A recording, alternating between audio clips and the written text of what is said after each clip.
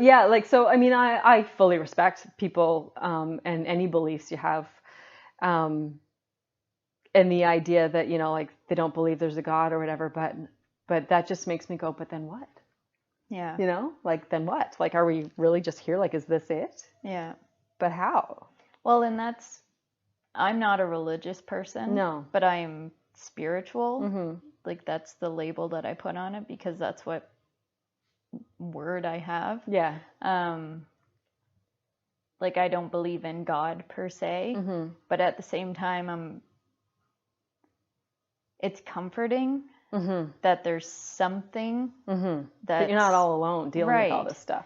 And like, I admire people who believe in God as a presence and study the Bible and believe in the things and kind of trust that God has a process for you and meaning and will take care of whatever needs to be taken care of, because it's such a comforting thing. It's so relieving to have that kind of bigger parent. Yeah. There's another person that I follow, and she's always been religious. Like, she always attended church, and I don't know what her denomination is, but she's really gotten into it lately, and all of her social media is all about Jesus and reading the Bible and scriptures and making notes, and she quotes it all the time, and I'm just like, wow, like, I wish that I could be that dedicated. Yes. Yeah, it takes courage to express it and does. make it public like that. Yeah. And the strength that she's gotten from it is just admirable, because she, like, her entire life is, if something bad happens, then you know what, it's just part of the plan, and it's meant to happen, and I had to go through bad times to be able to get to where I am now. Right. And if something doesn't work out, then it wasn't meant to be, kind of thing. And it's hard to live day to day and think that way. And stay that calm. Yeah. Because I have my shoulder's messed up right now. I'm like, why the hell is this happening? Like, I don't need this right now. And I'm just pissed off about it. But she would just be like, you know what? Maybe it's the world, or maybe it's God telling me I need to relax a little bit and slow down and appreciate things. I'm just like, this is just shitty. Yeah. Maybe it's God telling you need a new mattress.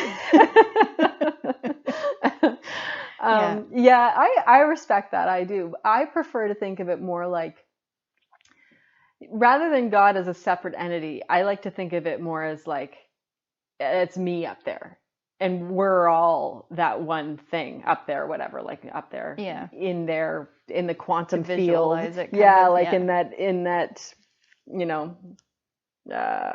dimension that we can't see or measure, or even identify.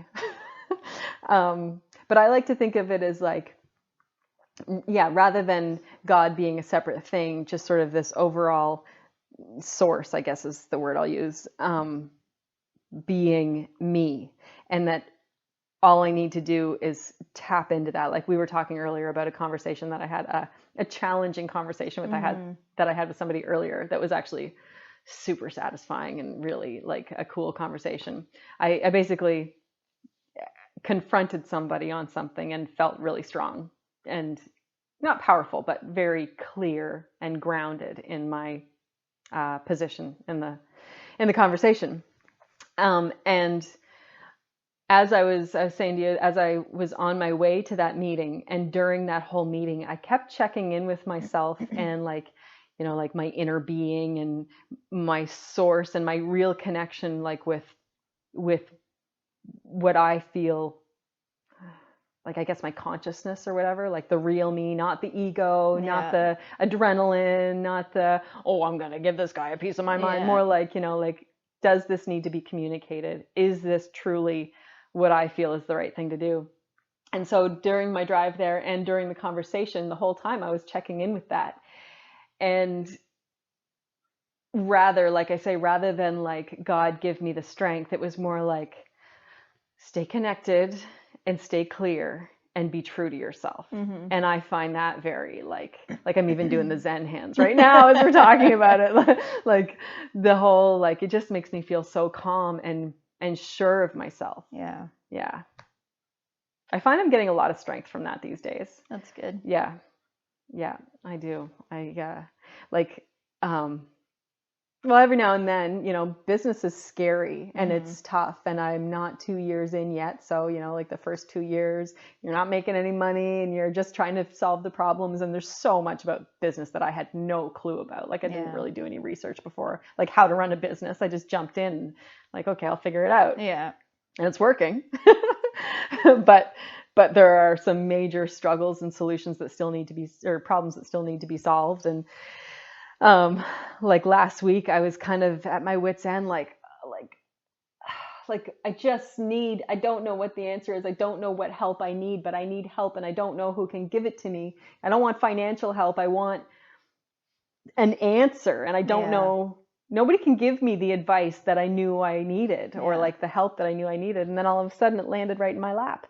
And that's kind of what I posted yesterday, is like big new developments, but I'm not going to get into it right now. But it was kind of like, yes, I was stressed and emotional about it, but it wasn't like I wasn't trying to force a solution. It was kind of like I just sort of gave over, like I just don't know. And kind of like, I guess metaphorically, like just opened my hands to like, okay, just whatever it is, just bring it kind of thing. And when I relaxed into it, it came. And I think I felt that the answer was coming anyway. It just needed time to show itself. I don't know, but I think I found the answer. And it's very exciting. Yeah. Yeah, it's cool. Yeah. Yeah, but that's, I find I'm getting a lot from that right now. It's like just sort of checking in. Yeah. Deep breath. Yeah, it's interesting. And listening, I haven't listened to a lot of Abraham Hicks, but a little bit. And you hear people asking the questions like, I'm open and I'm receiving and I'm not looking and I'm not desperate, but when is it going to happen? Right. And they say, well, it'll happen when you're ready. Mm-hmm. And then they're like, that's okay, like the most frustrating I hear thing that, but hear. When is it going to happen? Right. And they're like, well, you're not actually open because you keep asking when. Right. And you need to relax and let it happen, kind of thing. And yeah. It's like a fine line. It is. And like, and at the same time, as you listen to it, you're like, well, how do they even know? Right. It's a nice thing to listen to. And again, I can't get enough of it, but if you listen to it like more objectively or with pessimism or skepticism, then it's like, well, that's just a bunch of baloney. But one metaphor they often use is like, if you plant a kernel of corn, you don't then go back to it the next day to see if it's grown, right? Like you have to give it time to grow and develop and, manifest itself and whatever. And so that's kind of what I've been going on to reassure myself over time, is like, I know I've planted this seed. I know that it's growing. I know I just can't quite see it yet, but I know it's coming and it's all going to be here soon. And it's sort of like, just do it. Just get through this part and it will be okay, kind of thing. But that's so much easier to say than do. But this is probably financially, this has been, well, I don't know. I've had some difficult financial times over the years for very different reasons, but this has been a struggle for sure. But again, at the same time, it's like, I don't think I've ever lost faith that ARC was going to work.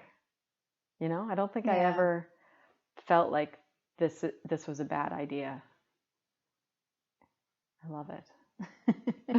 That's good. Yeah, I do. I love it. But like I said to you before, I don't think, if I didn't have like a regular meditation practice, I think it could have taken me down. Yeah. A while ago. It's easy to get down about anything. Yeah. And to think to about get things. Sucked into. Yeah. To think about it too much and to allow your ego to like take over and keep you awake at night. And even other people not having faith. Yeah. It can really, like, you can have that, no, it's in my gut, it's going to happen, and this is what I'm doing, and it's a really good thing, and it's my passion, and I love it. But if somebody else is like, you know, maybe it's time to get a real job, or maybe it's time to maybe not focus on that so much, then you can still kind of say, well, no, this is going to work. It's going to be fine. I've got a plan. And deep down, you're kind of like, you know what? Maybe they're right. Yeah, and it's poison. Yeah. It's poison. And it doesn't even have to be like that blatant. It could be really subtle where they're like, oh yeah.